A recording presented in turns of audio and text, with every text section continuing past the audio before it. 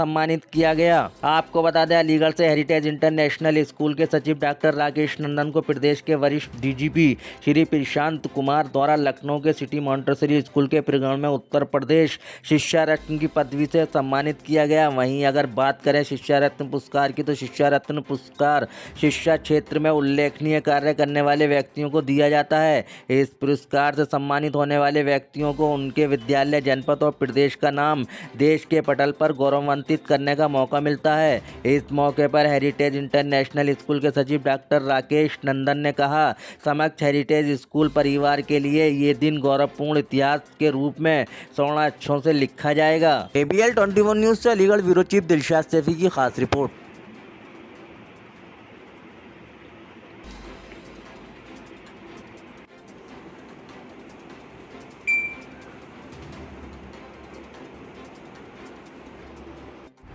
Light of करके पीछे से लाइट ऑफ करके नहीं रुक जाओ।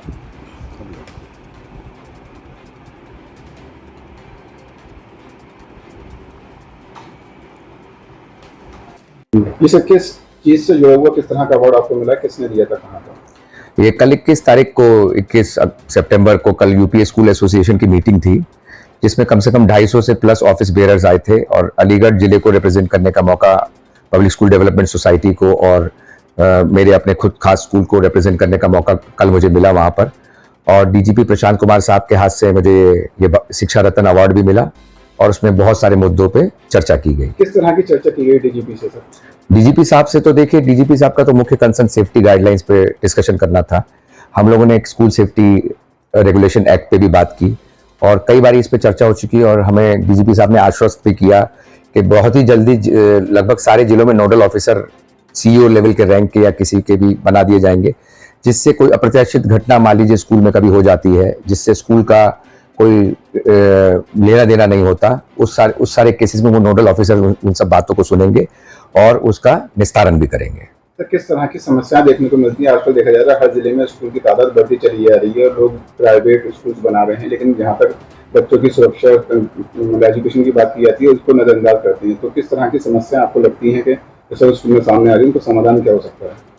देखिए, कोविड के बाद कुछ मानसिकता का भी असर पड़ा है बच्चों के ऊपर। बहुत वो 2-3 साल ऑनलाइन शिक्षा पद्धति पे चले, उसके बाद फिर वापस ऑफलाइन में आना पड़ा। बहुत सारी परेशानियां हैं और गाइडेंस, और खास तौर से आपने देखा है कि अब बहुत कंपटीशन बढ़ चुका है, वो किसी भी फील्ड में हो, चाहे वो आप सीबीएसई के फील्ड में देख लीजिए, चाहे आप किसी भी कॉम्पिटिटिव एग्जाम के फील्ड में देख लीजिए, तो बच्चा एक स्ट्रेस्ड फील करता है। स्कूल में आकर के वो स्ट्रेस काफ़ी हद तक रिलीव्ड हो जाता है और बच्चा बहुत अच्छे से पढ़ता भी है। लेकिन कई बारी चाहते या ना चाहते हुए भी कुछ ऐसी घटनाएं हो जाती हैं जिससे कि बहुत परेशानी हो जाती है। तो इस तरह की चीज़ें बच्चों के ऊपर ज़्यादा स्ट्रेस होने की वजह से या इस तरह के होने की वजह से कभी कभी कुछ आकस्मिक चीज़ें हो जाती हैं जिनको रोकने का प्रयास किया जाता है। और हम लोग स्कूल के स्तर पर ये देखते हैं कि बच्चा जितना हो सके फ्री रहे और अच्छे से पढ़ाई कर सके, लेकिन तब भी कुछ कुछ ऐसी चीज़ें हो जाती हैं जो कि हमारे हाथ में नहीं होती हैं, तो उसका निस्तारण करने के लिए भी कमेटियों का गठन हो चुका है। सर, आपको जो अवार्ड मिला है वो किसके उससे क्राइटेरिया किया था और आप ही को क्यों मिला है? वो यूपी शिक्षा रत्न अवार्ड था, जो कि कई जिलों के लोग आए थे, जिसमें से कुछ कुछ खास जिलों के लोगों जिन्होंने स्कूल फील्ड में कुछ बहुत महत्वपूर्ण कार्य किए हैं। और चूंकि हमारी एसोसिएशन बहुत पुरानी है, मैं आपको बता दूं, हमारी पब्लिक स्कूल डेवलपमेंट सोसाइटी आज लगभग 17 साल पुरानी हो चुकी है और हमारे इस पब्लिक स्कूल डेवलपमेंट सोसाइटी में अलीगढ़, हाथरस और कासगंज, अतरौली और आसपास के जिले के लोग भी, जिले के एसोसिएशन के मेंबर्स भी हमारे साथ हैं।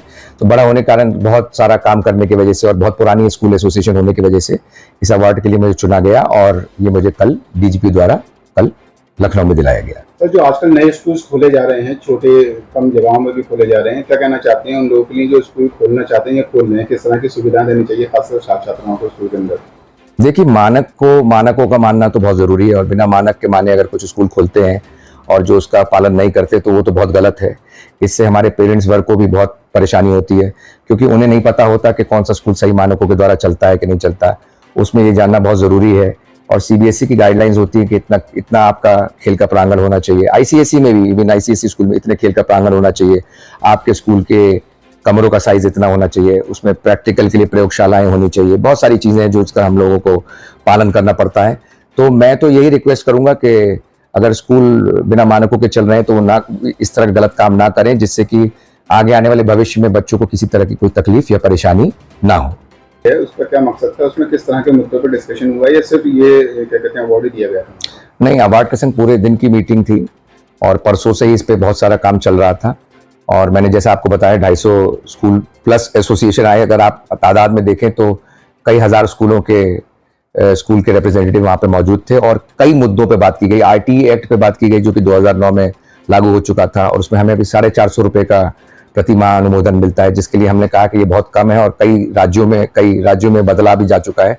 तो हमें अब विश्वास है कि बहुत ही जल्दी हमारे प्रदेश में भी इस पर सरकार संज्ञान लेगी और इसका अनुमोदन को बढ़ाने की जल्दी से कोशिश होगी। स्कूल सेफ्टी रेगुलेशन एक्ट पे बात हुई, जिससे तहत बहुत सारी परेशानियों का हम लोग निस्तारण कर सकें, उसके बारे में भी बातचीत हुई। यही नहीं, इसके अलावा सेफ्टी गाइडलाइंस पे भी बात हुई कि कुछ सेफ्टी गाइडलाइंस हैं जो कि हम पर इम्पोज कर दी जाती हैं, जैसे कि बाहर की अनफिट वाहन जो है अगर ट्रांसपोर्टर्स पेरेंट्स अपने तरफ से लाते हैं तो उसमें हमारा कोई लेना देना नहीं है। ये खुद ही उनको ध्यान रखना है कि वो बच्चों को अपनी अच्छी गाड़ियों में भेजें और फिट वाहनों में भेजें। और इसके अलावा भी बहुत सारे मुद्दों पर चर्चा हुई जो कि स्कूल से रिलेटेड होते हैं।